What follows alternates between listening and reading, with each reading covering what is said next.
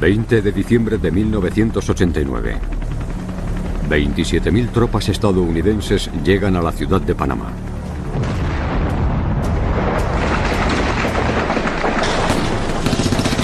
Es la mayor invasión estadounidense desde la Guerra de Vietnam. Su misión: capturar a un hombre. El dictador militar de Panamá, Manuel Noriega. Estados Unidos se enfureció con este dictador que lo desafiaba.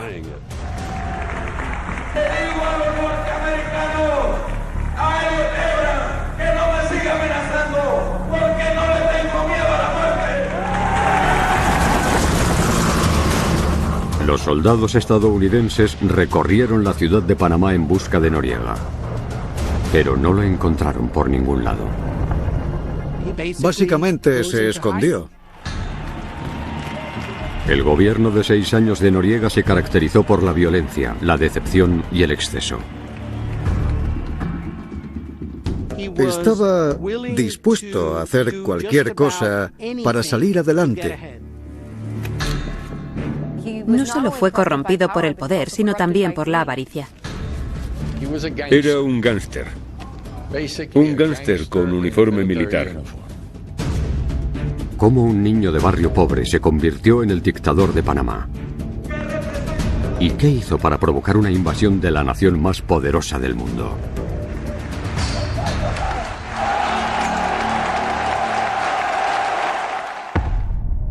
Las dictaduras han tenido un increíble impacto en el último siglo. Los dictadores aprenden los unos de los otros. Cada uno es diferente, pero muchos usan las mismas tácticas. Uso del miedo. Propaganda. Control de élites. Propaganda. Creación de un enemigo. Culto a la personalidad. Uso de la violencia. Estas son las herramientas que los dictadores utilizan para mantenerse en el poder. Dictadores. Manuel Noriega. El ascenso de Manuel Noriega a dictador fue casi un milagro dadas las terribles circunstancias de su infancia. Nació en la ciudad de Panamá en 1934. Quedó huérfano a los 5 años y a Noriega lo crió su madrina en la zona de mercados de Terraplén. Los jóvenes que nacían en esa clase social tenían pocas posibilidades de alcanzar la prominencia y el poder. Durante la infancia de Noriega en su barrio pobre, se mofaron de él por su baja estatura y por tener cicatrices y acné. Pero encontró una manera de tener mejor suerte en la vida. Noriega destacó en sus estudios. Era increíblemente inteligente, un buen alumno, y siempre sobresalía en las clases.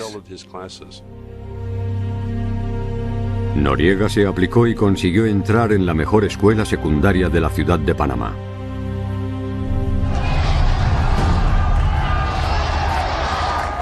Al igual que muchos otros estudiantes panameños a principios de los 50, se vio arrastrado por una ola de sentimientos antiestadounidenses debido a la propiedad norteamericana del Canal de Panamá.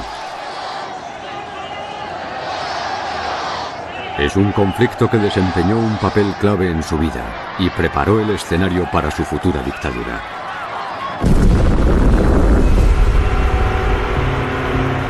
...1903... Estados Unidos tenía derecho a construir el canal, una recompensa por ayudar a Panamá a ganar su independencia de Colombia. El país se convirtió en una democracia incipiente, pero en un clima cargado de tensión. El tratado que le dio a los Estados Unidos la autoridad para construir el canal le otorgó el control a Estados Unidos para siempre. El canal se abrió en 1914 y transformó el comercio internacional al unir los océanos Atlántico y Pacífico. Generó más de $20 millones al año para los Estados Unidos y Panamá solo recibió una fracción. Se convirtió en una fuente de irritación porque Estados Unidos creó lo que en esencia era una colonia estadounidense en mitad de nuestro país. Se le llamó la Zona del Canal. Era una franja de tierra a ambos lados del canal ocupada por unos 57.000 estadounidenses, en su mayoría militares.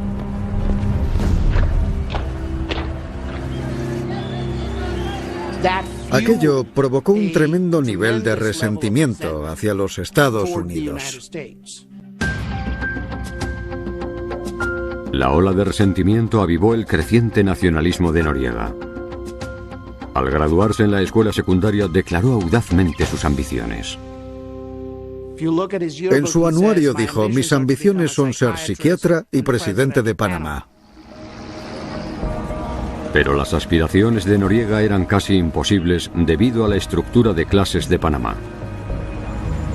Provenía de herencia criolla, una mezcla de ancestros africanos y europeos. La élite caucásica, solo el 10% de todos los panameños, había ocupado los puestos de poder en el país desde su fundación.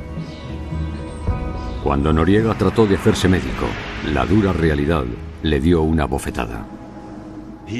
No ingresó en la Facultad de Medicina porque había un número limitado de vacantes y casi todas las ocuparon los blancos de clase alta de la otra parte de la ciudad.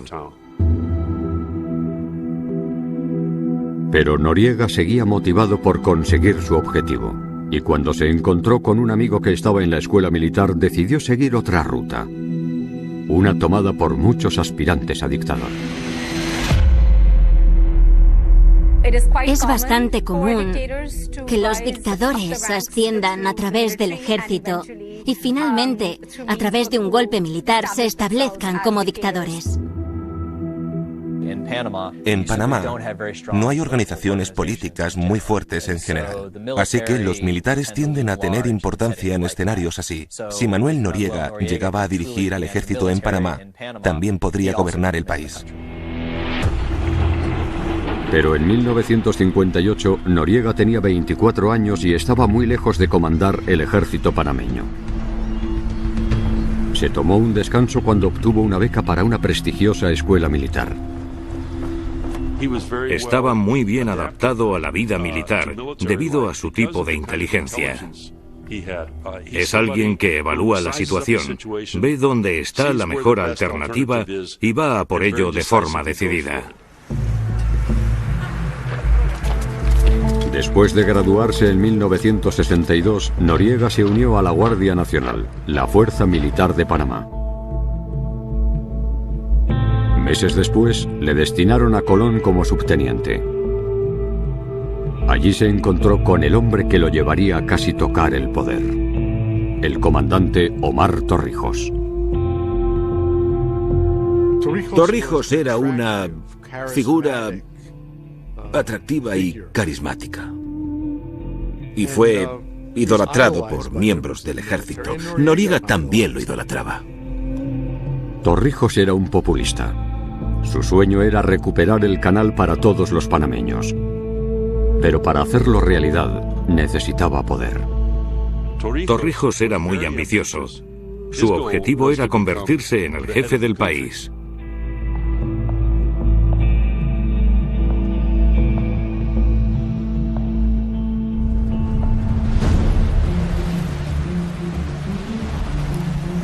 Asignó a Noriega a la rama de inteligencia de la Guardia Nacional, más tarde conocida como G2. Noriega recibió formación de inteligencia en la Escuela de las Américas, una escuela de combate estadounidense en la zona del canal. Su objetivo era ayudar a sus estudiantes a luchar contra la propagación del comunismo en la región, pero los críticos dicen que daba instrucciones para chantajear, coaccionar y torturar. Algunos la llamaron la escuela del dictador. Noriega descubrió su vocación como oficial de inteligencia y su comandante al cargo lo describió como sobresaliente. Torrijos básicamente apostó por un joven oficial y Noriega se convirtió en un oficial muy efectivo para él. Todo gran líder necesita una mano derecha, alguien que haga el trabajo sucio. Y Noriega estaba perfectamente dispuesto a ser ese hombre de confianza. Noriega se ocultaba y espiaba a los oponentes, los reprimía y los eliminaba. Con el tiempo, Noriega se convirtió básicamente en la mano derecha de Torrijos. En 1968, Noriega había ayudado a Torrijos a ser uno de los líderes militares más poderosos de Panamá. Pero la Guardia Nacional aún respondía a los políticos.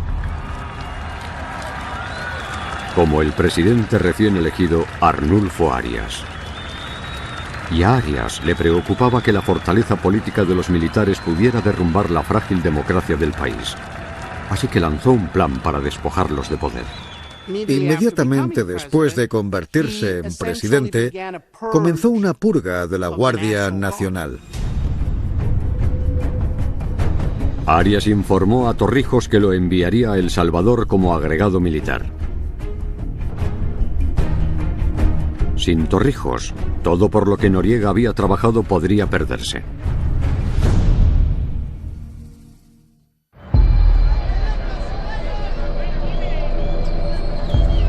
Para Manuel Noriega y su mentor, Omar Torrijos, la búsqueda del poder se había topado con un obstáculo.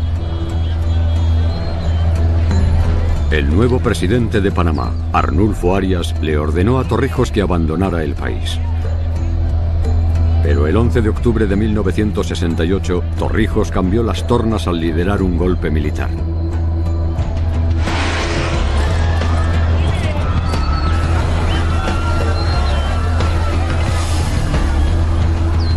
Noriega desempeñó un papel clave al cerrar las cadenas de radio y teléfono en la provincia de Chiriquí, la base de poder de Arias. Arias no tenía forma de obtener ayuda y Torrijos tomó el control rápidamente.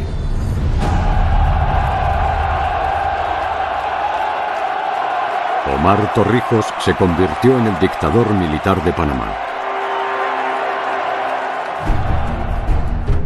Noriega cosechó los beneficios cuando Torrijos lo ascendió a jefe de inteligencia militar, el jefe del G2. El chico del barrio pobre se convirtió en el teniente coronel Noriega. Su nuevo cargo abrió un camino más claro hacia el poder, el que toman muchos dictadores en su ascenso.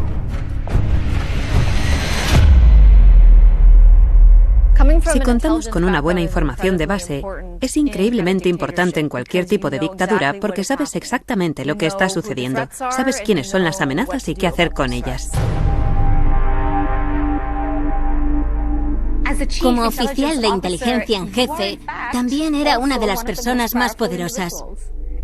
Esa fue la clave del poder de Noriega. Noriega se convirtió en los ojos y oídos del régimen y usó la información que reunía para aplastar a los rivales de Torrijos.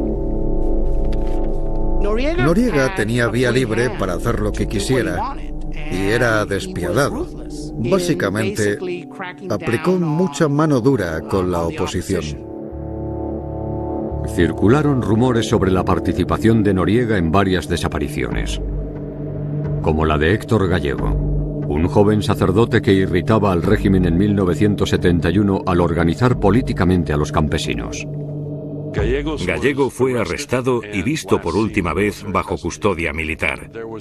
Según un informe, lo habían golpeado tan fuerte que tenía la cara desfigurada, así que no podían traerlo de vuelta. Entonces arrojaron su cuerpo desde un helicóptero al océano. Nunca se encontró el cadáver. Pero para muchos, hay pocas dudas sobre quién era el responsable. Y yo no pongo las pruebas, pero para mí fue Noriega que lo desapareció. Por eso Torrijos lo llamó mi gánster, porque cuando tenía que matar a gente lo hacía, no le suponía ningún problema. Pero el soldado leal de Torrijos estaba tramando algo a escondidas. Usaba su posición para algo más que aplastar a los rivales del régimen. Hay pruebas claras de que la lealtad de Noriega no era necesariamente con Torrijos, sino consigo mismo. Noriega había desarrollado una relación clandestina que definiría su dictadura en las siguientes décadas. Había estado trabajando en secreto como informador remunerado para Estados Unidos. En Estados Unidos existía el temor de que la revolución estuviera en el ambiente y que Cuba la propagara. Desde que Fidel Castro tomó el poder en Cuba en 1959, Estados Unidos temía que el comunismo se extendiera hasta México. Centroamérica se había convertido en un campo de batalla de la Guerra Fría. Para los Estados Unidos, la capacidad de obtener información sobre estos grupos fue esencial para luchar contra la infiltración del comunismo en la retaguardia estadounidense. Noriega proporcionó información clave sobre los comunistas de la región y se convirtió en un espía para Estados Unidos. Proporcionaba información sobre grupos de activistas estudiantiles y grupos de izquierda en Sudamérica. Recibía pagos de la CIA para realizar todo lo que Estados Unidos necesitaba que hiciera por ellos, incluida la información y las escuchas de quien fuera necesario. A mediados de los 70, Noriega era el activo más importante que tenía Estados Unidos en Centroamérica. Pero no sospechaban que no solo estaba espiando a los cubanos para Estados Unidos, sino que también espiaba a Estados Unidos para los cubanos. Noriega era algo así como un agente doble. Intercambiaba información entre la inteligencia estadounidense y la transmitía a la inteligencia cubana y viceversa. Noriega disfrutaba realizando operaciones de inteligencia. Le encantaba. Amaba aquel juego. Noriega era un maestro en maniobras a través de una red de relaciones complicadas. En el apogeo de su juego de inteligencia, vendía información a hasta 10 gobiernos diferentes. Noriega lo manejaba todo. Era como un pulpo con muchos tentáculos. Y todo lo hacía por interés personal, más que por cualquier propósito ideológico. El creciente poder e influencia de Noriega dentro de la nación no pasó desapercibido. Un informe de inteligencia del Departamento de Defensa de Estados Unidos declaró a Noriega el posible futuro dictador de Panamá. Incluso Torrijos comenzaba a sentirse incómodo. Torrijos lo necesitaba, pero le temía al mismo tiempo porque sentía que podría volverse contra él. Noriega podía ser uno de los hombres más poderosos en Panamá, pero su ascenso a la cima estaba a punto de verse amenazado de nuevo.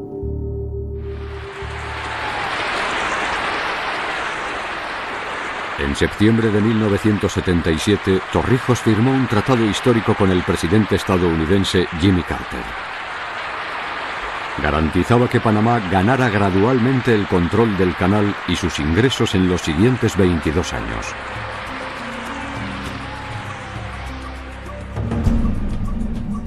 Fue una gran victoria para el pueblo, el país y Torrijos. Pero podría ser un desastre para Noriega. Durante las negociaciones, Torrijos prometió la transición a una democracia. Noriega vio peligroso ese proceso de apertura por la poca capacidad de los militares y de sí mismo de mantener el control. Y Noriega tenía razón. Los exiliados políticos que habían sido expulsados por el régimen regresaron a Panamá. Se planeaban elecciones libres. La democracia estaba en el aire y podría significar el final del ascenso de Noriega. Pero el 31 de julio de 1981 sucedió algo que lo cambió todo.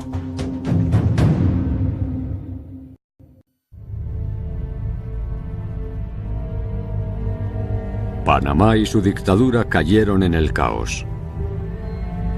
El avión del general Omar Torrijos, de 52 años, desapareció al oeste de la ciudad de Panamá. Los restos se descubrieron pronto en las colinas del Cerro Marta. No había supervivientes. Siempre ha habido rumores, nunca demostrados, de que Noriega tuvo algo que ver con el accidente de Torrijos. Pero Noriega quedó oficialmente libre de sospechas en la tragedia. Y mientras el pueblo lloraba la muerte de Torrijos, surgió la pregunta: ¿quién lo reemplazará? La muerte de Torrijos resultó en un vacío de liderazgo. Y ese vacío lo tenía que llenar alguien. Como jefe del G2 y mano derecha de Torrijos, Noriega tenía el camino abierto al liderazgo. Todo lo que tenía que hacer era tomar las riendas. Noriega era el principal oficial de inteligencia y al tener más acceso a lo que estaba sucediendo, las corrientes subterráneas en ese momento, aprovechó para avanzar en su propio plan secreto y llegar a la cima él mismo. En agosto de 1983, Manuel Noriega ocupó el primer puesto militar en el país: comandante de la Guardia Nacional. Al igual que Torrijos, era el líder de facto del país. De repente, Noriega se convirtió en el hombre más poderoso de Panamá y citó a Torrijos: el primer deber de un hombre en el poder es mantenerse en el poder. Pero eso no sería fácil. Noriega ya se enfrentaba a un obstáculo desalentador. Torrijos le había prometido a Estados Unidos que Panamá convocaría unas elecciones democráticas.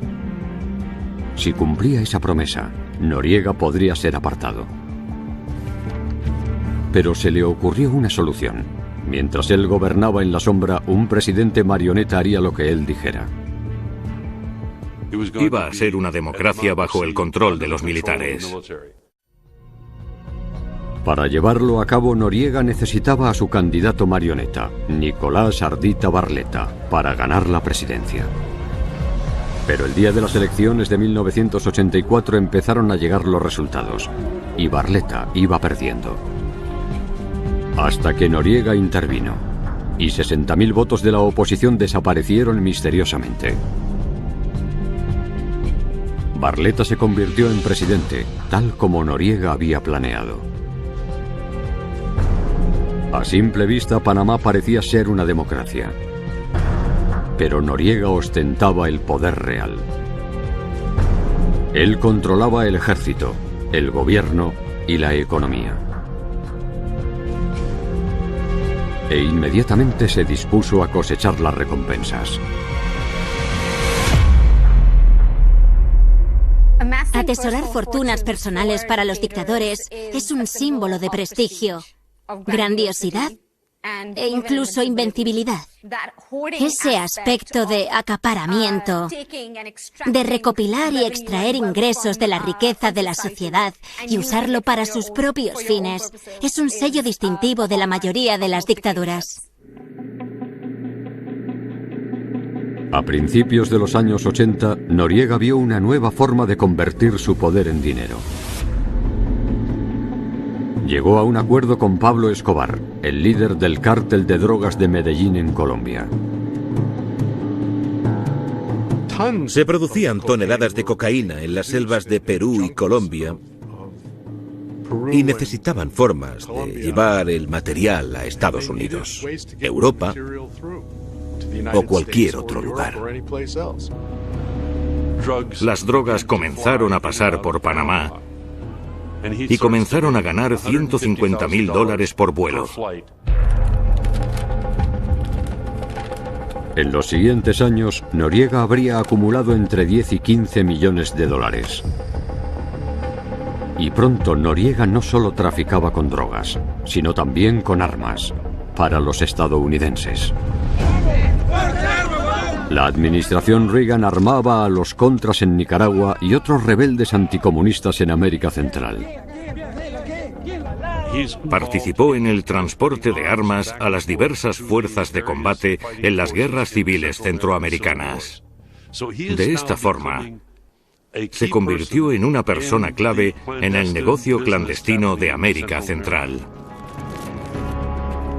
Pero los planes de Noriega no pasaron desapercibidos. Hugo Spadafora, un guerrillero izquierdista muy popular, se enteró de sus actividades ilícitas y lo denunció públicamente.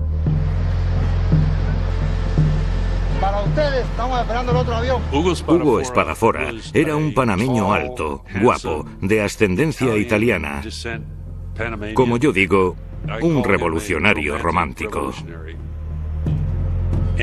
Acudió a la televisión para decir que Noriega era un dictador y un narcotraficante que reprimía las libertades.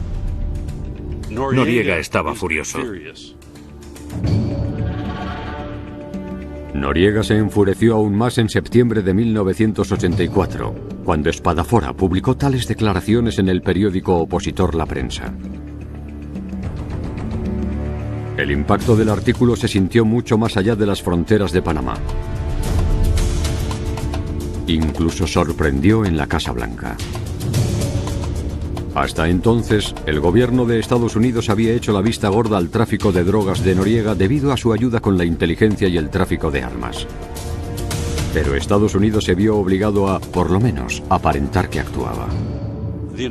Estados Unidos le dijo a Noriega que sabía que estaba involucrado en el tráfico de drogas y que eso no estaba bien. Noriega saludó y dijo: vale, ya lo he dejado. Pero Noriega engañaba a Estados Unidos. Simplemente redujo su papel en el tráfico de drogas. Y descubrió una forma de sacar aún más provecho de los cárteles al blanquear su dinero en bancos panameños. El contrabandista de drogas de Estados Unidos, Stephen Kaylis, tenía millones de dólares de dinero negro y no sabía cómo blanquearlo. Esperaba que Noriega pudiera resolver su problema. Conocí a Noriega y me dijo que pensaba que todo lo que estaba buscando lo podía encontrar en Panamá. Me proporcionó un refugio bancario seguro. Me permitió traer 30 millones de dólares que habían estado en una casa en Tampa, Florida. Y Kaylis fue solo la punta del iceberg.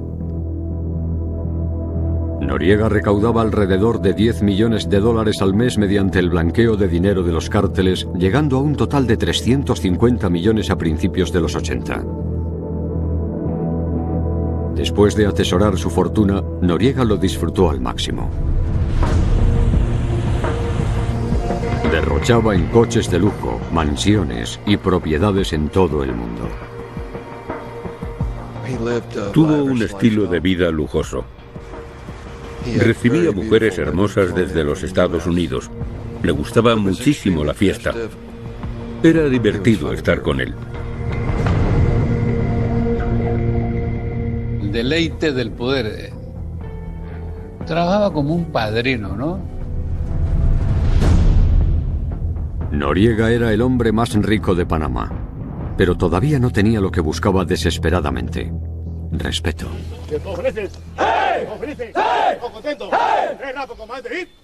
Quería que se le viera como un nacionalista panameño, como Omar Torrijos. Una figura a la que se honrara. Pero él nunca sería el típico hombre guapo, intrépido y carismático. Su apariencia física siempre fue en su contra, y aquello le resultaba doloroso, le afectaba mucho. El enemigo de Noriega, Hugo Spadafora, también era todo lo que Noriega no era. Y las críticas de Spadafora empezaron a volver a la gente en su contra. Hugo Spadafora señaló que iba a liderar un movimiento de oposición contra Noriega. Hugo Spadafora era una amenaza real para su poder. Y en lugar de dejarlo estar, que fomentara la disidencia y ayudara a los grupos de la sociedad civil a seguir desafiando a Noriega, hizo algo al respecto.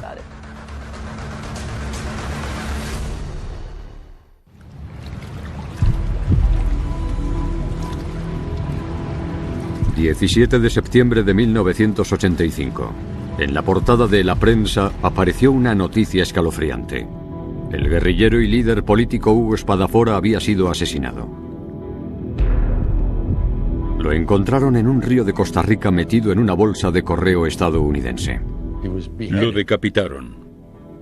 Se dice que lo hicieron aún estando vivo y que lo torturaron con crueldad. Cuando ves esa fotografía, no la puedes borrar de la mente nunca más. Espadafora fue visto por última vez cuando los soldados panameños lo sacaron de un autobús cerca de la frontera entre Panamá y Costa Rica. Todas las sospechas apuntaban directamente a Manuel Noriega. Yo no tengo pruebas, pero yo estoy seguro que esa muerte la ordenó él. Fue un momento muy importante en el que Noriega realmente comenzó a ir cuesta abajo. Los panameños estaban indignados por el asesinato de Espadafora. Asistieron 80.000 personas a su funeral. La población entró en cólera cuando los funcionarios panameños no presentaron cargos en el caso. La cobertura de la prensa sobre el incidente de Espadafora ayudó a movilizar a la gente. Todo el mundo salió a la calle en masa. Noriega necesitaba encontrar una manera de cambiar el discurso general. Los dictadores quieren asegurarse de que los mensajes que se envían a los ciudadanos apoyan los objetivos del dictador. Entonces, si un medio de comunicación libre está criticando implacablemente a la dictadura, los dictadores a menudo usan la práctica de la anticipación para controlar el mensaje. Noriega fue realmente bueno en eso. Noriega envió a sus tropas para atacar las oficinas de la prensa, para dar el mensaje de que no investigaran cosas que no debían investigar. Recibíamos amenazas de muerte cada semana. Tuvimos que tomar una decisión. O seguíamos adelante o no. Todo el mundo se unió y dijo, sigamos. Noriega tenía grandes problemas. Para mantener la apariencia de democracia, no podía silenciar completamente a la prensa. Y se enfrentó a las consecuencias cuando una promesa que hizo años antes regresó para perseguirlo. Cuando Noriega asumió el poder por primera vez, hizo un trato con uno de sus principales rivales militares, el general Roberto Díaz Herrera. Le prometió que sería el líder después de 4 años. En mayo de 1987, el tiempo de Noriega se había acabado, y Herrera quería ser el líder. Pero ya que Noriega estaba en la cima, no renunciaría por nadie. Noriega, como bien sabía hacer, lo traicionó y canceló el trato. Y simplemente colocó a Díaz Herrera en un puesto diplomático. Pero Herrera se negó a quedarse callado. Llevó su historia a la prensa e hizo unas declaraciones explosivas. Reveló que había ayudado a Noriega a manipular las elecciones de 1984. Peor aún, Herrera acusó a Noriega de ordenar el asesinato de Hugo Espadafora y de colocar una bomba en el avión de Torrijos.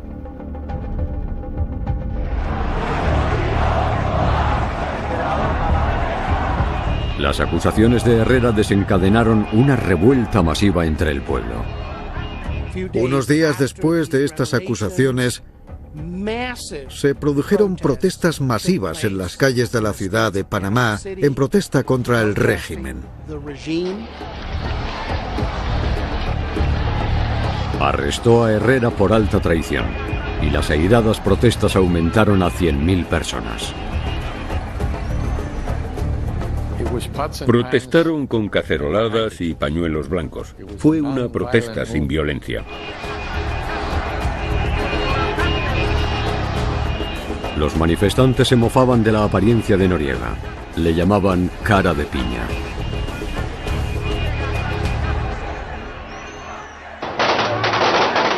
Y el dictador militar, enfurecido, tomó medidas duras. Reaccionó violentamente. La gente fue encarcelada, torturada y mucho más. Fue bastante horrible. Las revueltas se retransmitieron por todo el mundo. Se anunció un estado de emergencia que duró 19 días. Parecía que Noriega estaba perdiendo el control del país. El impacto de las declaraciones de Herrera fue tan significativo que era difícil que los Estados Unidos simplemente miraran hacia otro lado. Políticamente, fue un mal trago. No se le podía dar vía libre. Estados Unidos respondió y le dio la espalda a su antiguo aliado. El 26 de junio de 1987, la administración estadounidense pidió la destitución de Noriega. Los norteamericanos intentaron forzarle a renunciar. La CIA dejó de pagarle y le incriminaron por tráfico de drogas y blanqueo de dinero. Hubo un gran esfuerzo para negociar algún tipo de trato y presionar a Noriega para que se fuera. Pero Noriega no se iba a ir a ninguna parte, sino que trató de reforzar a sus camaradas y avivó las llamas del sentimiento antiestadounidense entre su pueblo. En mi opinión, se creyó su propio mito de invencibilidad. Había sobrevivido al engaño de los cárteles, al engaño de la CIA, y pensó que iba a sobrevivir. Pero Noriega se enfrentó a otro desafío dentro de sus propias fronteras. 7 de mayo de 1989. Los panameños fueron a las urnas para elegir un nuevo presidente. Al igual que en el 84, parecía que la oposición estaba al borde de la victoria. Hasta que Noriega intervino y declaró ganador a su propio candidato. Nombró un presidente y punto. Así que Noriega básicamente tiró por la borda cualquier pretensión de democracia. Por toda la ciudad de Panamá había protestas contra Noriega y su régimen.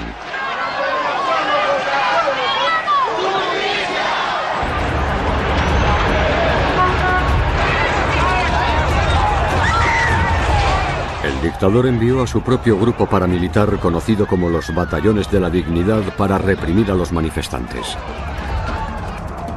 Golpearon sin piedad al candidato opositor a la vicepresidencia, Guillermo Billy Ford. Existe una foto famosa de Billy Ford con la guayabera empapada de sangre. Esas imágenes fueron muy impactantes, porque de esta manera el mundo podía ver por primera vez la brutalidad del régimen. En Estados Unidos aumentó la presión para que el nuevo presidente, George H.W. Bush, tomara medidas. Hizo una petición pública para que Noriega renunciara. Pero Noriega ya no escuchaba a nadie de Estados Unidos, sino que intentó reunir a los seguidores que le quedaban. Le digo a los norteamericanos, a Herrera, que no me siga amenazando, porque no le tengo miedo a la muerte. El gobierno de Estados Unidos lo presionó hasta el límite y él se sintió traicionado. Creo que llegó a un punto de inflexión. En realidad se derrumbó. Ya no tenía el control de sus emociones. 7 meses después de que el presidente Bush ordenara su dimisión, Noriega condenó a la superpotencia por insultar a la soberanía e integridad territorial de Panamá. Noriega dijo que se estaba desarrollando un estado de guerra entre los dos países. Es como si se mofara de Estados Unidos en público para que todo el mundo lo viera. Se la jugó muchísimo al desafiar al gobierno de los Estados Unidos.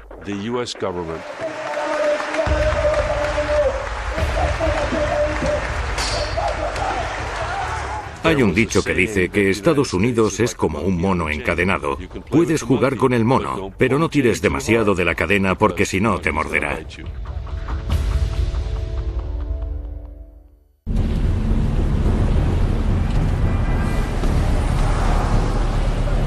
El comportamiento imprudente de Manuel Noriega provocó que las relaciones entre los Estados Unidos y Panamá rozaran la ruptura. El 16 de diciembre de 1989 finalmente se rompieron. Un oficial panameño disparó contra un automóvil estadounidense cuando se dirigía a un puesto de control militar y mató a un marine de los Estados Unidos. La muerte de ese oficial norteamericano que derramó el vaso. I will protect the lives of Americans in Panama, whether they're military or civilian. We will not let Americans' lives be put at risk by a dictator down there. 20 de diciembre de 1989. 27.000 tropas estadounidenses inundaron la ciudad de Panamá. Su misión, derrocar a Manuel Noriega.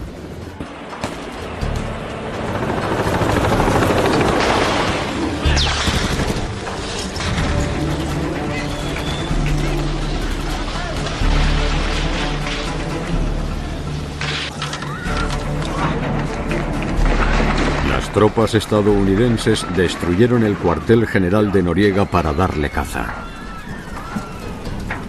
El que blandía un machete, el man, que había desafiado a Estados Unidos durante tantos años, básicamente se escondió.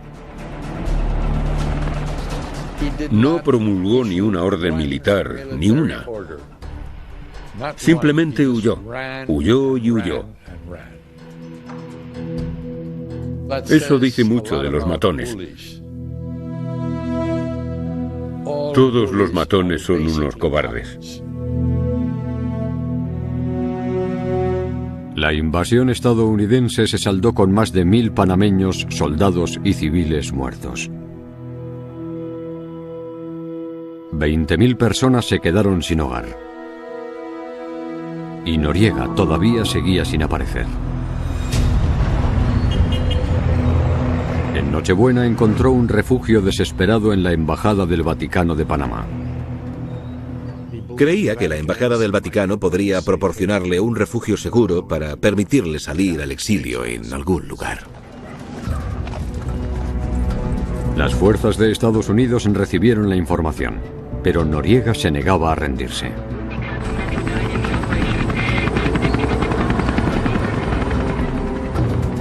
Frente a la embajada había una multitud ingobernable que pedía su cabeza y se burlaba de él con cánticos de cara de piña.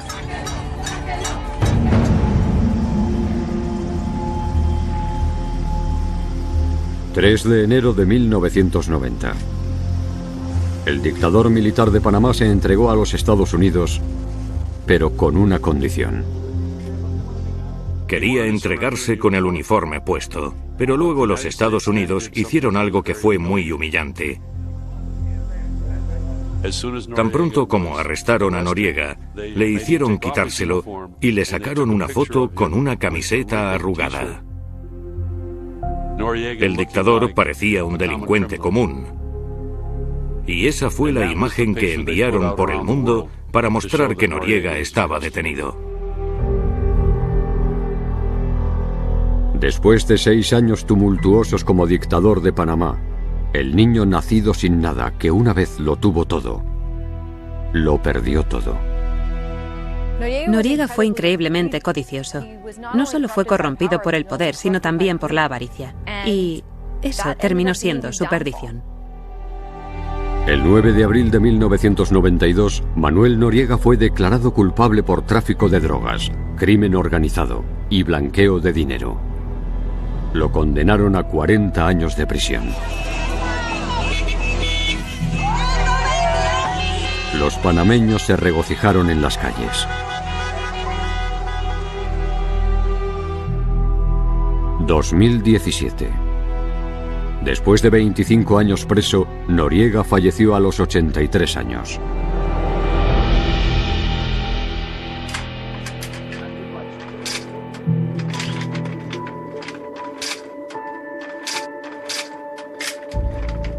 En el apogeo de su poder, Noriega había acumulado una fortuna estimada en $600 millones. Hoy, mientras sus propiedades se desmoronan, su país se está reconstruyendo. Panamá recuperó el canal en 1999 y lo han gestionado con mucho éxito, de manera muy competente. Panamá se ha vuelto un país muy próspero. El país ha celebrado elecciones libres con gobiernos democráticos en su mayoría estables desde el arresto de Noriega. Los abusos de su gobierno han dado lugar a un cambio constitucional histórico: la abolición del ejército. Creo que ha sido fundamental para el control civil democrático. La idea de un golpe de Estado hoy en día es muy descabellada. El caso de Noriega sí debe mantenerse para que la juventud que viene subiendo siempre tenga presente que eso ocurrió y que no debe repetirse.